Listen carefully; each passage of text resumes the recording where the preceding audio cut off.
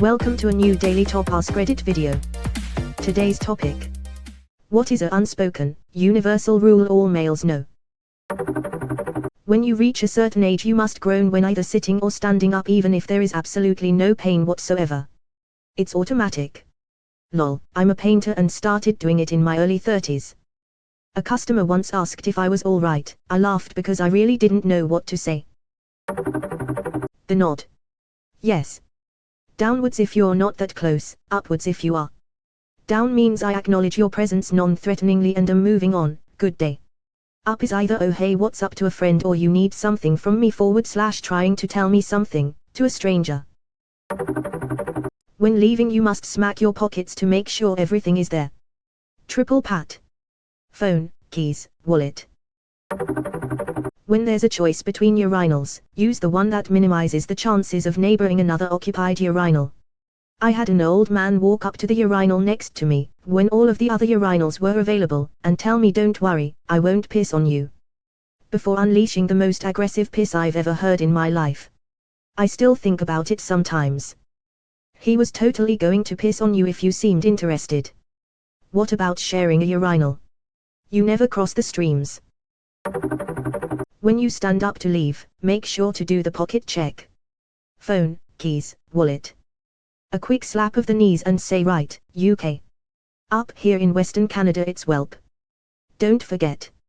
Spectacles, testicles, wallet and watch. The WIDE step. Y'all know.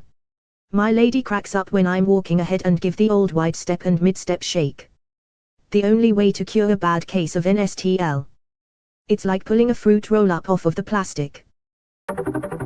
Never let a fire sit unbothered. Always be rearranging logs, adding more wood, or blowing air into it. A fire is never good enough and can always be improved. Had a fire this weekend in the fire pit. Wife asked me if was going to put down the poker. I looked at her and said no I am not. Fire was never in danger of going out. No it wasn't, because you had the poker. If you'd left the poker somewhere who knows what could have happened. Every time you grab the tongs click them twice to make sure they work. I've had tongs fall apart during test clicks. There's no telling the absolute disaster it would have caused if it had fallen apart outside of a test click. Cannot lose the food to the floor, especially ribs. Similar to power tools. Ah yes, the press of the trigger that must last exactly a quarter of a second. If anything is floating in the toilet when you pee it instantly becomes a target. Unless there is a shit stain on the side of the bowl which takes priority. Toilet art needs to be erased. If a hood on a car is open, you must stand in a circle around it. Similar to grills at an event. Whenever I had car issues, I'd always pop open the hood and walk over to inspect it. First thing I'd do was look to see if my e-jig was still there. If in fact my e-jig was still there, I'd look around, puzzled as to what else could be causing issues to my car. After about 5 minutes of jiggling random things then checking to see if my car was back to normal, I'd go on to my next step, which was to call my mechanic and pay him lots of monies to fix my car.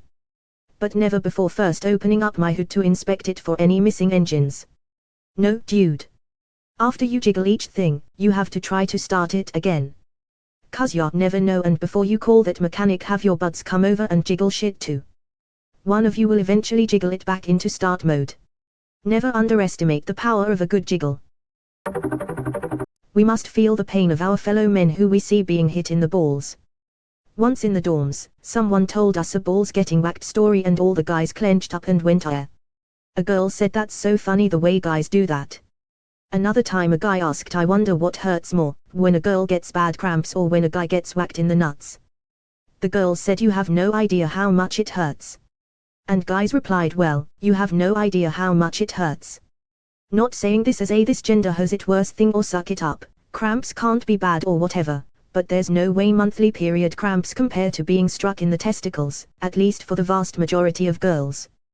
But I can't remember the last time I was struck in the testicles anyway, definitely not a monthly or even yearly occurrence.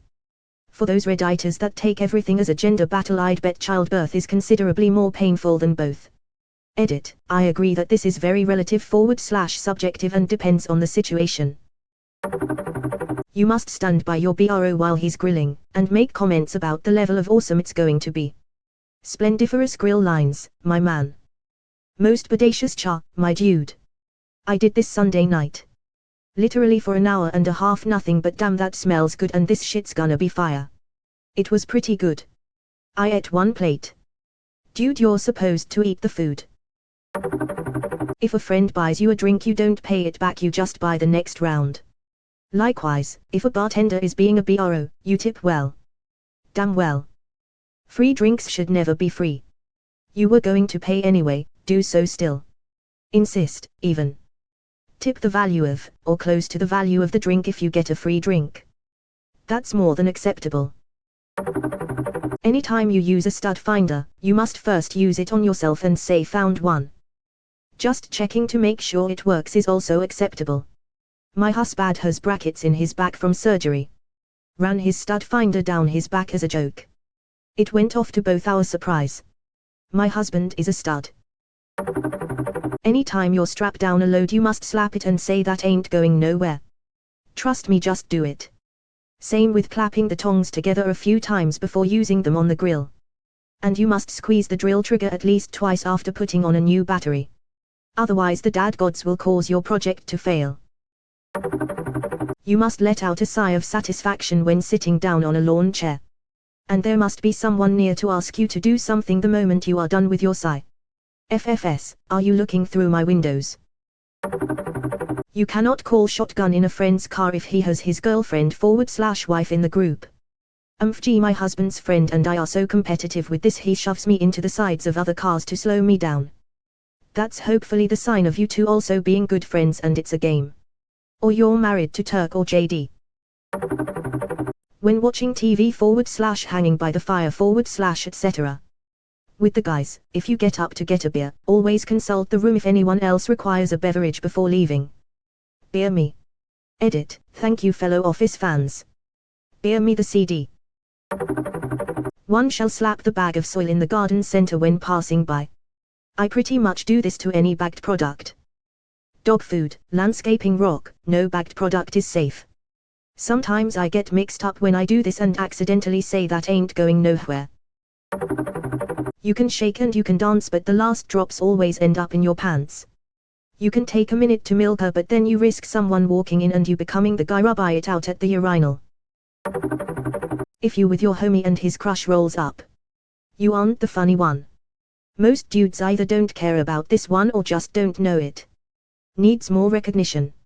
Not many guys tell their friends about their crushes. Protect your junk at all costs. There's a reason why cowboys wear jeans in the desert. To be stylish. Yay, to protect against insects and animal bites, ticks, sticks, kicked up rubble, rocks, cactuses, etc. and sand. It's coarse and rough and irritating and it gets everywhere. Always leave one urinal between you and the other guy. It's bro etiquette. And if you can't, never look at their donga. Nor grab their donga.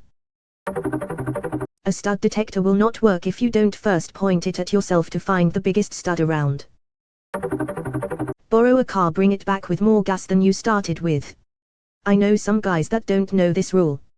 I notice you said guys, not friends. Good call. Never turn your homie into a clown, just to make a girl laugh. That just sucks. I turn into a clown for my homie. Gotta make them look better. Lot of dudes don't know this one. Only the driver can modify anything on the dashboard from the car. Unless that driver has verbally designated the co-pilot to certain duties. Not down to guys you don't know, not up to friends.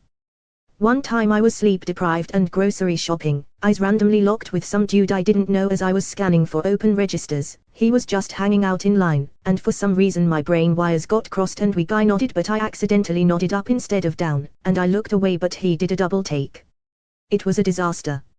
He spent the next few minutes looking back and squinting at me, trying to understand why he didn't recognize me and clearly trying to decide if he should say something. That was 8 years ago and I still haven't recovered from the experience. Always bring the groceries into the house in one trip. There are no exceptions. Mama didn't raise no 2-trip bitch. Don't spit or piss into the wind.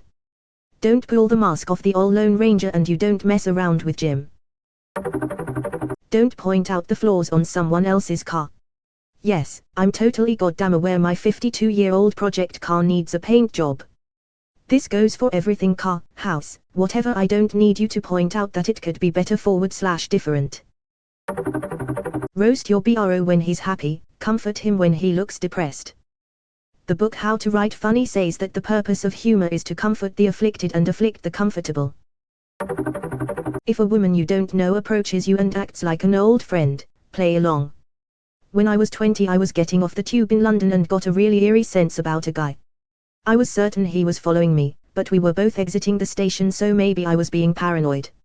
It was late, around 11 p.m. The exit was long with a couple of corners. The faster I walk, the faster he walks. I end up making a run for it at the top of the escalator. There are two dudes hanging around outside. I just launch myself at them. I grab one guy around the waist and loudly say, "Sorry, I'm late, babe." He immediately plays along. "What took you so long? We've been waiting ages." The stalker guy stops and glares at the three of us. He looks furious but walks away. My pretend boyfriend also sensed evil. He was scared for me. Him and his mate walked with me and waited with me until I got a taxi. A week later, a woman was followed from that station late at night. Dragged into a front garden, raped and viciously assaulted. We need pretend boyfriends. Being the ball of anxiety that I am, I know that before today if a woman came up to me and pretended to know me, that I'd just sort of look away and be, well, anxious.